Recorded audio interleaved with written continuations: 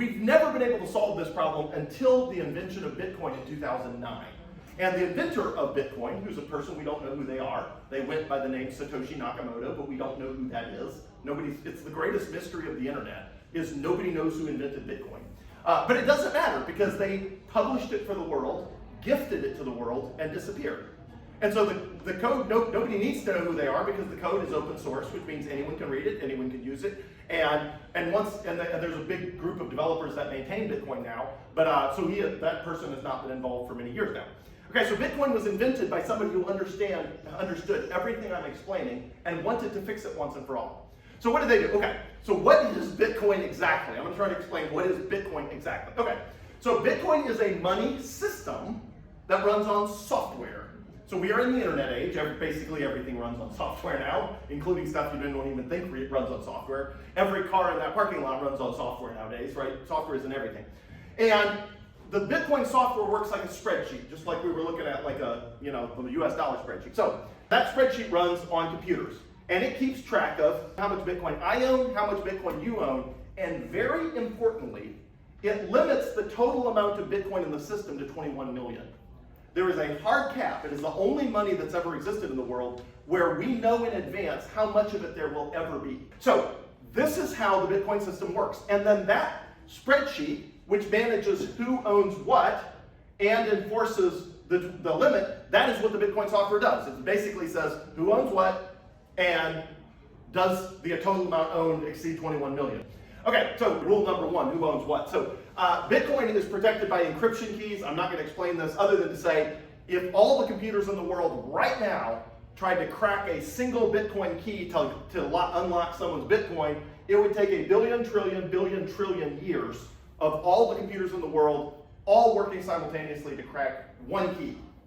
And at the end of a billion trillion years, they would have one key of one Bitcoin owner. And then they have to start all over to get the second one. So Bitcoin's not crackable. I mean, it's the most amazing system ever built. Now, that doesn't mean your account can't get hacked at some institution, but that's not Bitcoin being hacked. That's like you lost your password or you goofed something. But the Bitcoin actual protocol is effectively unhackable. All right, so the Bitcoin software runs on computers. Those computers connect to each other, and then they share who owns what, and they replicate that across the world until there are more than 100,000 computers that have the exact same record of exactly who owns what everywhere in the world. And within a second or two of any time someone uses Bitcoin, it replicates so that all of more than 100,000 computers that run Bitcoin have the same record of who owns what. In my case, anyone can buy a little $500 computer and they can run the software and it will check. And it'll check who owns what and it will connect and all that. It's really cool. So, all right, so if I have the key, that private key, I can send Bitcoin to people. And the fact that I made that change is immediately replicated to all 100,000 additional computers, and that is how that works. Okay, how does it enforce the 21 million limit? Well, I'll cite a few sources first. This is the Wall Street Journal. The computer code behind Bitcoin imposes a hard cap of 21 million Bitcoins. That is the headline on a major Wall Street Journal article about Bitcoin is, behind Bitcoin's rally is a simple fact, supplies are limited. This is straight from the White House of the United States of America that says this was the creation of a strategic Bitcoin reserve, which was signed into law a few weeks ago. And in the text of that strategic Bitcoin reserve, signed by the President of the United States, released by the White House, it says, the Bitcoin protocol permanently caps the total supply of Bitcoin at 21 million coins and has never been hacked. So, trust the Wall Street Journal, trust the White House, or go look at it yourself. It's like right there. The code's like right there. Any software developer can look at it and see. Okay, so all the Bitcoins that will ever exist is 21 billion. You can't make more. And the Bitcoin software is programmed to disconnect anyone who tries to make more than 21 million. So if I went to my little Bitcoin computer at my house, which you don't actually need one, I just run one for fun, but there's like 100,000 of them, so it doesn't matter. All you need is one, but there's like one Bitcoin computer and basically 999,999 backups. This is kind of the way it works. But they're all the same, they all talk with each other. If I went in my little Bitcoin computer and changed the code so that there would be more than 21 million, all of the Bitcoin computers I'm talking to would cut me off. They would say, these are the rules. If you are trying to make more than 21 million Bitcoin, you are not allowed to be on the network. It's similar to the internet. If you start talking a language that's foreign to the language of the internet, you're on an internet by yourself. Like, nobody talks unless you're talking the protocol and the language of the internet. Okay, so if I change mine to 21 million within a couple seconds, I am living on an island by myself. No one will talk to me.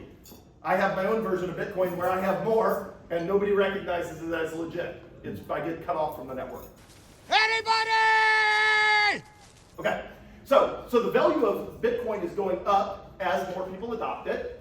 And so for the first time in history, you actually have a choice in monetary systems.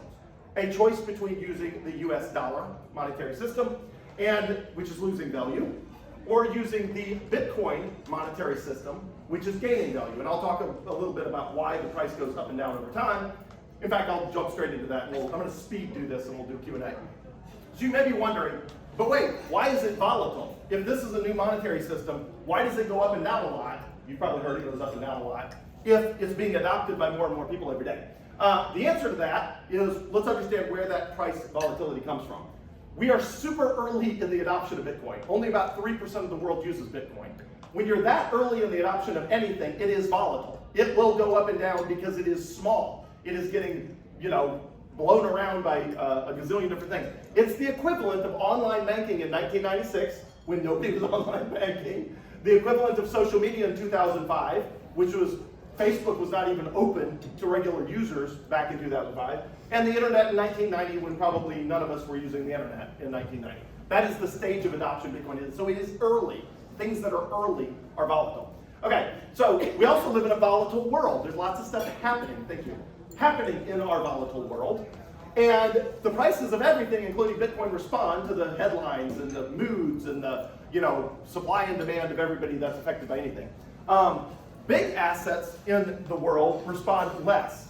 So these are huge assets that represent the wealth people own in the world. Money, bonds, real estate, equities, gold, art, cars, collectibles, gold. And the short thing is the US dollar is a huge market in a huge worldwide thing. So it's like a huge ship. So the US dollar actually goes up and down quite a bit. People just don't notice it because everything's priced in US dollars. But it's not uncommon in the course of a year for the US dollar to go up a few percentage points up and down compared to all the other currencies in the world. You just don't notice because your prices are in US dollars. So the dollar is sinking, but it's sinking slowly. Bitcoin is tiny. Bitcoin is 1.3% of the world's money. It is early, it is small. And so Bitcoin is only 0.2% of global assets. The short take is, when you hear Bitcoin, I want you to think of this image. It is early, it is small. Something early and small gets blown around, and you get like every little wave makes it go up and down. One day, Bitcoin will look more like the US dollar, a major thing on the surface of the water.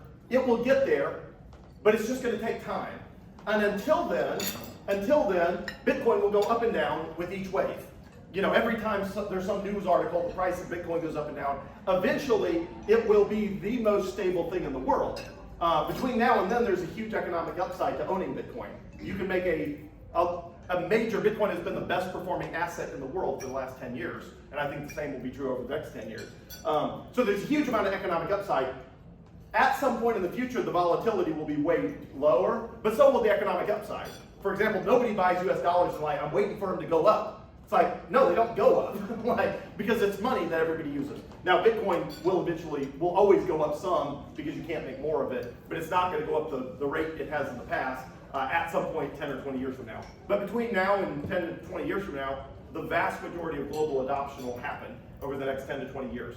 So when in doubt, zoom out. So this is the price on a daily basis. If you look at the price of Bitcoin every single day from the beginning of time, it goes up and down. Now, it's way higher here than it is down there. It's radically higher. But if you zoom out, the average price over the previous 2 years looks a lot smoother.